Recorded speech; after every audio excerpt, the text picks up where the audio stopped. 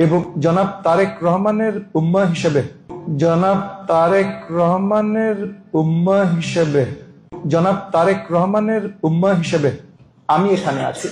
অন্য কোথাও যদি কমও হয়, বৃহত্তর মোহাম্মদপুর মানে ঢাকা 13 আসনে কোনো কমতি থাকবে না ইনশাআল্লাহ। আমি এখানে আজকে মসজিদে দাঁড়িয়েও আপনাদেরকে প্রমিস করে যাচ্ছি, কোনো কমতি থাকবে না। জনাব তারেক রহমানের উম্মা হিসেবে বা তার রিপ্রেজেন্টেটিভ হিসেবে আমি এখানে আছি।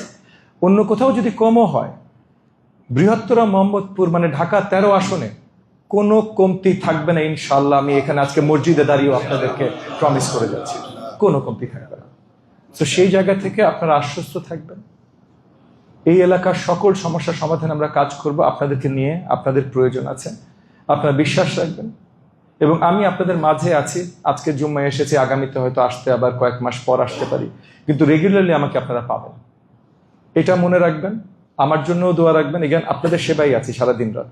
গত 1 মাসে কয় রাতে পুরো রাত ঘুমিয়েছি এটা আসলে আমি নিজেও জানি না। অনেক রাত আছে পুরো রাতই ঘুমাই নাই। 3 দিন আগে মন্ত্রিত্ব দায়িত্ব পেয়েছি, গত 2 দিন কোনো ঘুম হয় নাই। আমাদের শিক্ষা ব্যবস্থার অবস্থা এতই শোচনীয় যে মানে কোন কোন জায়গায় খারাপ এটা বুঝতে আমার আরো 10-15 দিন লাগবে। সো এই জায়গাগুলোতে আপনারা দোয়া রাখবেন, আপনারা একটু পেশেন্স, একটু ধৈর্য দেখাবেন আমার প্রতি।